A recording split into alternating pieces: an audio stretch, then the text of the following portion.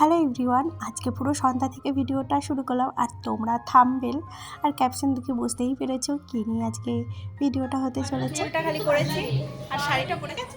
তো শাড়িটা পরে দেখো কেমন লাগছে। মুখ রেডি হয় তারপরে তোমাদের সামনে আসবো।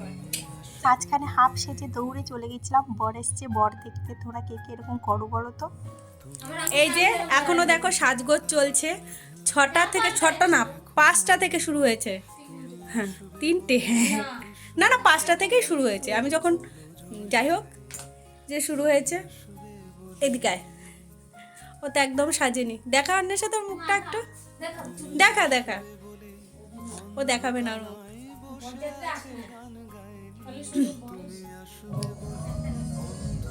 তো এই দেখো রেডি হয়ে গেছি। আর এই যে এটা মালা ছিল, এটা কোমরে পড়েছি। তো চলো কেমন লাগছে অবশ্যই জানিয়ে দেবো। আমি হাজির হয়ে গেছি বিয়েবাড়ি। চলো তোমাদের এখন বিয়েবাড়িটা ঘুরে দেখাই। আমি এসেছি তোমাদের বিয়েবাড়ি ঘুরে দেখাবো না তাই? হ্যাঁ, আর অবশ্যই কমেন্ট করে জানিও আমাকে কেমন লাগছে। আর বিয়েবাড়ি খালি আমি আসিনি, অনেকে এসছে। আর বিয়েবাড়িটা খুব একটা ভীষণ বড় হচ্ছে না আর একদম ছোট হচ্ছে না, ওই মোটামুটি সব কিছুর মাঝখানে। আর এই যে অনেক লোক এখানে ডান্স করছিল, আমার তো গিয়েই ডান্স করতে ইচ্ছা করছিল, বাট আমি আর করলাম না। ভেবেছি লাস্টের দিকে ডান্স করব, তবে হ্যাঁ করেও ছিলাম কিন্তু ভিডিওটা আর করা হয়নি। তারপরে চলে গেছিলাম এই যে, এসেই দেখি বিয়ে বসে গেছে। মানে এতটা লেট করেছি সাজতে, বুঝতেই পারছো। আর এসে একটু ভাবলাম কফি দিচ্ছে যখন একটু কফি খেয়ে নিই, ঠান্ডা ঠান্ডা ওইটাতে বেশ কফি খেতে ভালোও লাগে। এখনও দেখবো পুরো গরম পড়েনি, যদিও আমার একটু শীত বেশি।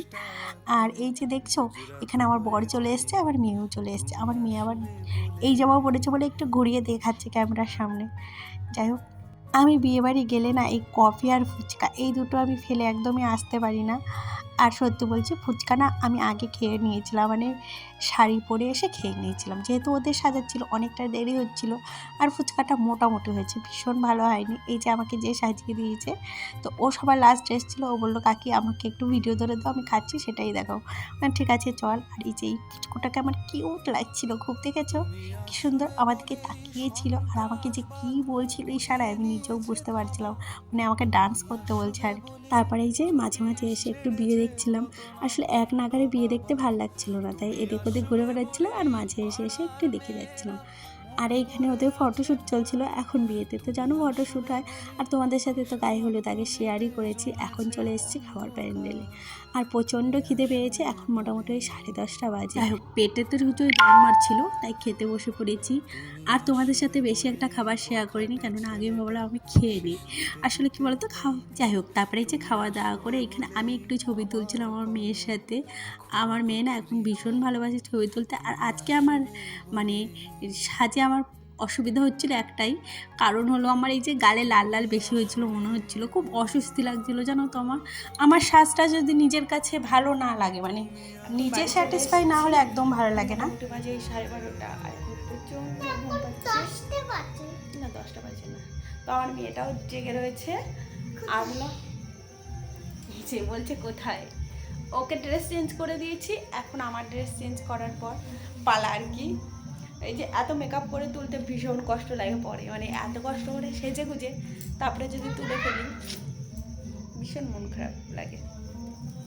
তো চলো, তুলতে তো হবেই না, সব কিছুই শেষ হয়। যার শুরু আছে তার শেষ আছে, আমার মনে হয় মেকআপ করেও শুরু আছে তার শেষও আছে। তো এটা হচ্ছে পরের দিন সকালবেলা কনে বিদায়ের সময়। তো ওরা মোটামুটি 10টা নাগাদ গিয়েছিল, তাই আমি তোমাদের সাথে শেয়ার করতে পারছি। আর ভোরবেলা গেলে তো পারতাম না, এখানে বিয়ে করতে আমি সেদিন ঘুম থেকে উঠেছিলাম অত রাতে শোয়ার পর।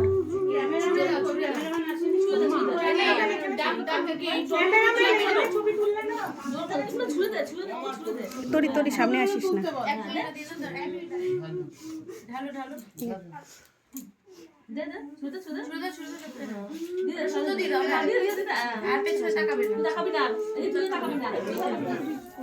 এখানে চলছিল বরণের পালা আর কি, মেয়ে বিদায় হবে তার জন্য আর কি।